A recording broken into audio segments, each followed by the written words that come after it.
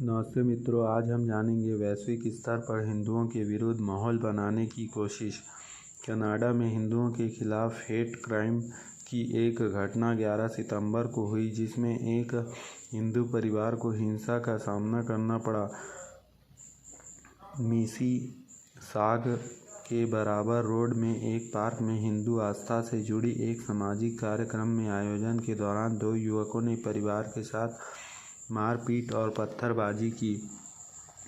हालांकि प्रशासन ने तुरंत आवश्यक कदम उठाए, पर हिंदुओं के खिलाफ पिछले कुछ समय से बढ़ती हिंसा चिंता का विषय है। वैसे तो किसी धार्मिक आस्था का पालन करने वालों के विरुद्ध सामाजिक हिंसा पश्चिमी देशों के लिए कोई नई बात नहीं है,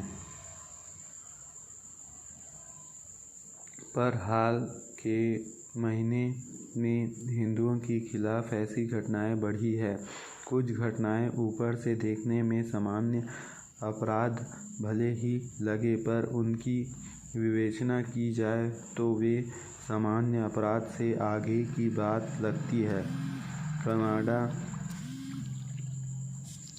कनाडा में भी हिंदुओं के खिलाफ हिंसा में बढ़ोतरी देखी गई है। हिंदू विरोधी हिंसा की ऐसी घटनाएं पिछले वर्ष केंद्र सरकार द्वारा पारित कृषि कानून को लेकर पंजाब में किसानों के विरोध के साथ और अधिक दिखाई देने लगी है।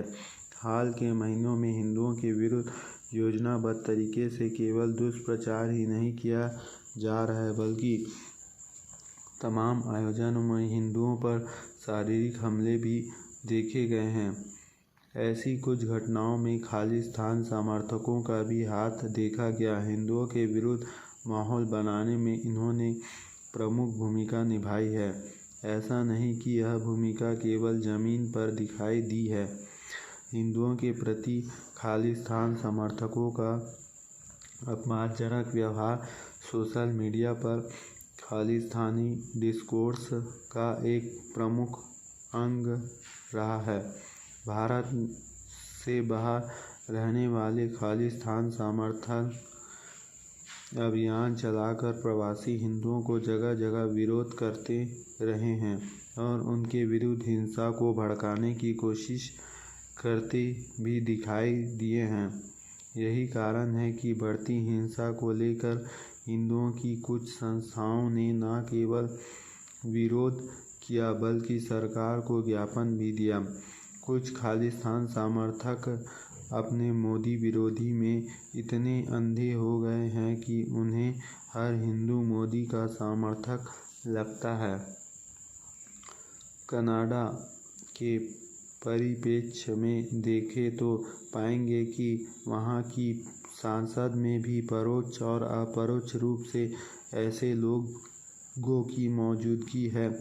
इसी वर्ष मार्च में खालिस्तान समर्थक एक सांसद के रिश्तेदार के खिलाफ कानूनी जांच भी हुई थी, क्योंकि भारतीयों द्वारा निकाले गए तिरंगा यात्रा में हिंदुओं पर हमला करते हुए एक वीडियो वायरल हुआ था।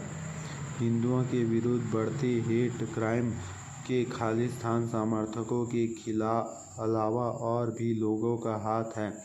हाल ही में हुए डिसमेंटलिंग ग्लोबल हिंदुत्व कॉन्फ्रेंस के प्रचार की भी हिंदू विरोधी माहौल बनाने में खासी भूमिका रहती है, जिससे प्रभाव शायद भविष्य में दिखाई दे।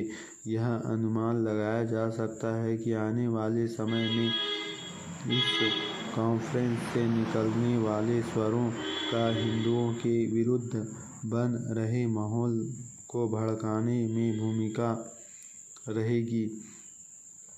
इस कॉन्फ्रेंस में अकादमिक डिस्कोर्स के नाम पर चाहे जो बताया जा रहा है, सच यही है कि मूलतः हिंदुत्व और हिंदुओं के विरुद्ध एक ग्लोबल प्रोपेगेंडा है, जिसका उद्देश्य विश्व भर में हिंदुओं के विरुद्ध माहौल बनाना है। यह बात कॉन्फ्रेंस में कही गई बातों में साफ झलकता है। हिंदुत्व और हिंदुइज्म के बीच अंतर बताने में शुरू हुआ एक डिस्कोर्स अंत में दोनों को एक बताया हुआ देखा गया। वैसे भी अब हिंदू यह समझता है कि हमारे मीडिया या बुद्धिजीवियों द्वारा हिंदुत्व को हिंदुज़्म से अलग बताने की साजिश और उसके उद्देश्य का पर्दाफाश हो चुका है। इस कॉन्फ्रेंस के पीछे आयोजकों की मंशा साफ झलक रही है। कभी हास्यास्पद तथ्य तो कहीं सच का हलवा देकर हिंदुओं के विरुद्ध खड़े किए गए।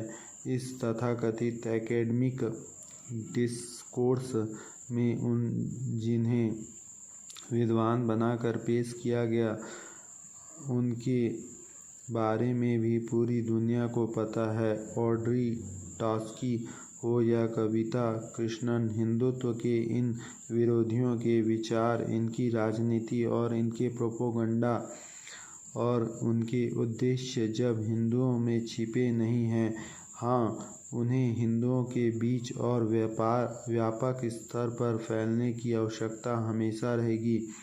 हिंदुओं के विरुद्ध वैश्विक माहौल बनाने या साजिश करने के पीछे के कारण साफ हैं।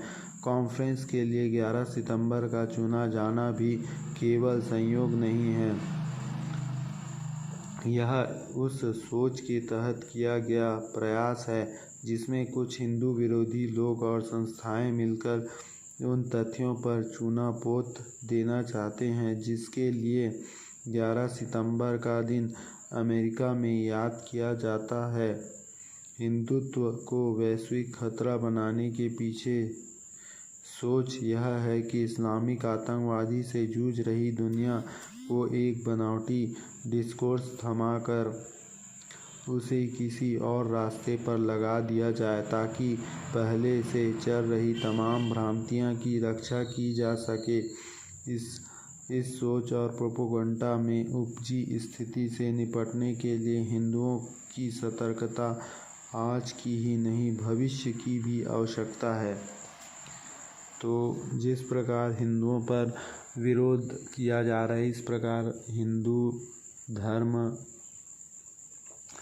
हिंदू जातिवाद में ना बटें और हिंदू एकजुट रहें। सभी हिंदू संगठन एक होकर कार्यरत रहें और संगठन में शक्ति है, संघे शक्तिर कलयुग में संगठन बहुत बड़ी शक्ति होती है। संगठित होकर रहें और जो भी गलत हो रहा है उसका संगठित होकर विरोध करना चाहिए। हिंदुओं पर बहुत ही अत्याचार होते आया है और आज भी हो रहा है। अब समय आ गया है कि हिंदुत्व के लिए काम अच्छे से करें।